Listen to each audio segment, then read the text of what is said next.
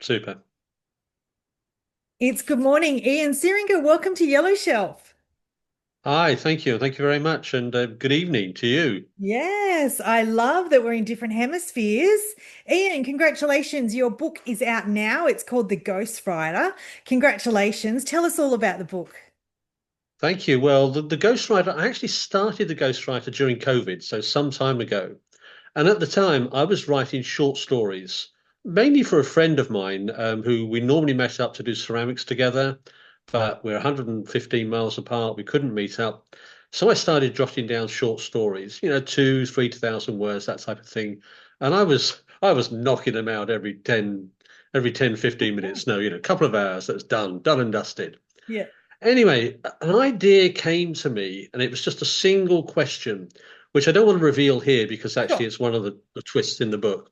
And I started writing this, typing away, and I got to 5,000 words, and I thought, oh, that's a bit strange for a short story. No, never mind, keep typing. I got to about 15,000 words, and I was thinking, this isn't a short story anymore. I better go back to the beginning and think about what I'm actually doing. And it all started with a man in a park, Edgar Johnson. And he's sitting in the park. He's an old guy having a look around. And the first line in the book almost is he's haunted. He's haunted by lots of ghosts sitting around in the park. And I thought, well, how could that have happened? And he walks up to one of the ghosts and she turns and talks to him. She's about a 70-year-old girl and she is mad. She is really angry. And it turns out her name is Kitty Bennett. And she is the youngest daughter of the Bennett family from Pride and Prejudice. And she is mad because her story hasn't been finished. Okay. She is left as a little footnote in Pride and Prejudice, or maybe not even that. It's hard to track down that says she married a vicar down Pemberley Way.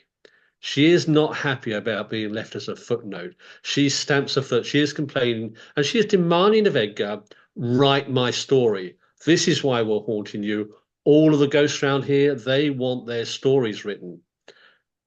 And actually, that was the point where things started to get a bit weird for me because my writing process, where I'd started with this tiny little short story and it's suddenly blown up into 15,000 words, it was sort of being mirrored a bit in the story itself. Because here was a small character suddenly saying, no, write me a big story. And I'm thinking, right, what am I going to do here? But as soon as you start thinking about that, you think, well, why has Edgar been selected? Why him? And immediately he began to say to me, in effect, what is my backstory? I want to understand why I've been chosen. Why have I been selected to be haunted by all these ghosts? And as I wrote a bit more, I found out that he was a failed author, and that's why he'd been selected. But I didn't know that to begin with. It was just he told me. Yeah. So I thought about that. Well, okay, he's writing, and Kitty wants her story not just written. No point just writing it. She wants this story published, and that's a whole different bottle of fish, kettle Yeah. of fish. Uh, so he's got to have a publisher as well who's going to sort this out for him. And that took me into my life of trying to find a publisher and everything else. Mm. So I had to find a publisher to be written as a book, and I introduced Myra Patterson. She's going to publish his book. Do you know what? If I could just do that, if I could scribble down a short story and walk off to a publisher and get it published, wouldn't life be Yeah. easy? Yeah. So then I had to think, well, why would Myra want to publish his book? You see what happens here? You Yeah. step out on a path to write a story, and all these things keep coming at you. And that sent me scurrying off thinking about, well, why would she want to write a story? Uh, and I found in Myra that she has already interested in ghost stories. She published a book for a medium, and that had gone really well. And she's actually now right now working with a new medium, a medium for the millennials, Richie Richards. And of course, that's my nice ghost connection because I've got my ghosts haunting Edgar, and I've got Richie who likes talking to ghosts. So, yay, I Yeah. can move the story on a bit better, and it's all beginning to fill up. And I love Richie. He's one of my favorite characters I've ever written. I have to say, one of the reviews somebody wrote, I like most of the characters in this book, but I can't stand Richie.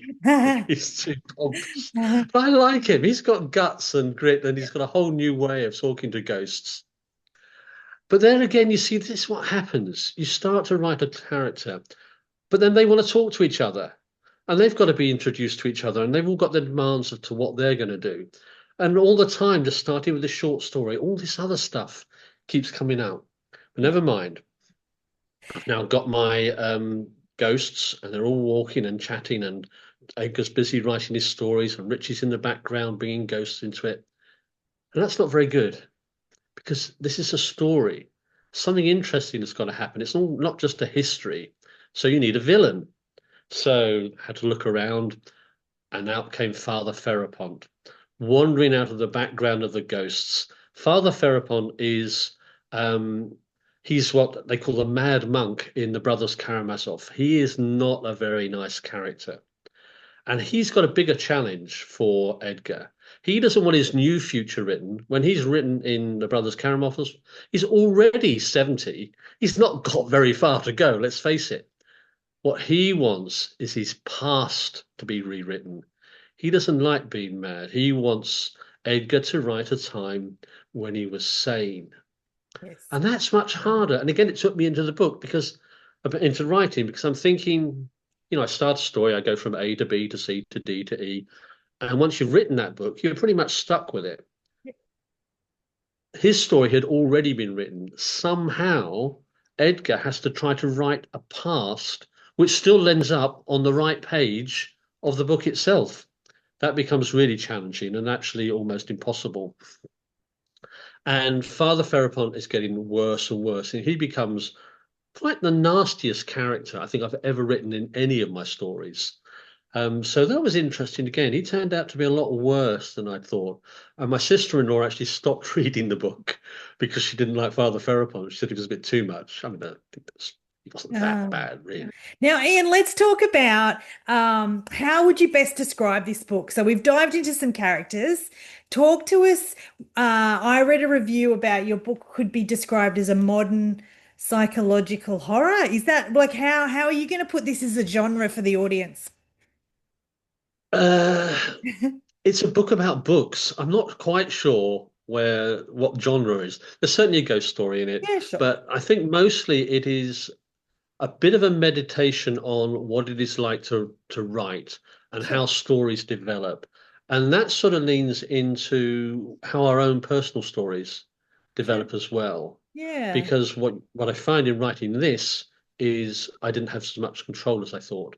And Yeah. everybody's story, we're meeting up now, but we've all got our past and we've all got our future. And Yes. writers like to think that they're writing a story, but really all we're doing is picking a bit out of Yes. a Yeah. life.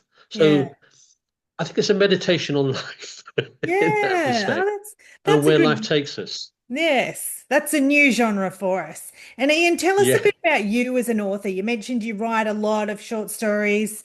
Have you always been an author? What do we need to know about Ian as an author or Ian as a career? Tell us about I you. think actually, yeah, sorry. I think that's actually a good example within this as well, because I started off working in a bank 400 years ago, well, 50 years ago, or something like that. Yeah. And I just wandered into the bank. I genuinely can't remember how I got that job. I Wow. just turned up for an interview, which I was sent to by my school. And I started off there, and I kept having different jobs in the bank. Yeah. People would throw an idea at me and say, "Do you want to try this? Do you want to try that? Do you want to try that?" Most people in the bank, to be honest, just went through a very straightforward career, but I took on lots of new roles. 25 years in, I thought, I don't want to do this anymore. I don't want to end up being a bank manager. I'm going to find a new role. And I actually joined one of my customers, science-based business, and I did 5 years with them. Great, really enjoyed it. Small company, Hmm. and then they were closed, quite rightly by their Sure. owners because the technology Yeah. wasn't going anywhere. So my story suddenly changed. What am I going to do Yeah. now? 25 years, I've been telling people as a bank manager, this is how you run a business. And somebody came up to me and said, do you want to run a business? Do you want to run your own business? Oh, well, okay, I'll give it a go. And I set up a business from that one that closed. Okay. 10 years doing that Yep. and finished that. sold the business. It's still going strong. Sold it, really pleased that it's still going so well. Had to reinvent myself. What am I going to do now? Ceramics. For some reason, I fell into playing around with ceramics, and I'm doing a little bit on the side, making slip cast ceramics. But all the time, I had been writing secretly Ah, at first at home, and nobody knew, typing away in the lovely. dark. Lovely. But then, as I started to get a bit older and I didn't care so much, I started telling people some of the stories I was writing. Yeah. And they said, "Oh, that's really interesting. When are you going to finish it?" I thought, "Oh, yeah, I suppose I better try to do that." So I finished the first one, The Way the Wind Blows, and it's still sitting somewhere on my hard drive.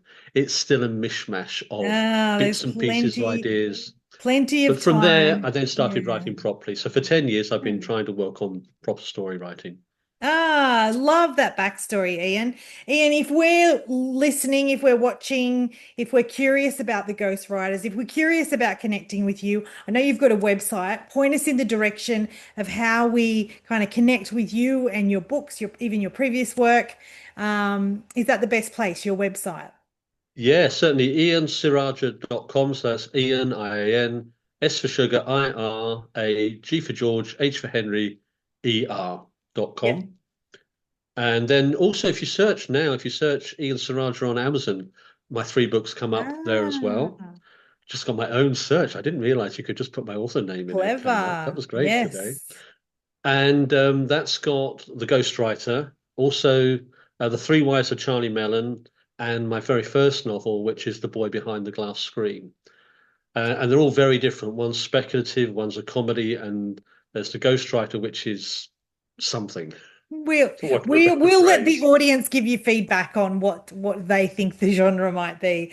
Ian, Cool. I will put links in the show notes here to your website and obviously the Amazon as well. Thanks for joining us. Will you keep writing? Do you think there's more publishing down the track? Yeah, absolutely. I've just reached 60,000 words into a Cold War thriller, which is looking really exciting. Charlie Mellon has a new story, 24 hours to splashdown, when he wakes up in the middle of nowhere the day his wife is supposed to be giving birth 30 miles away. Could be a problem for him. And Okay. I'm working on another more experimental novel as well. So I'm keeping busy.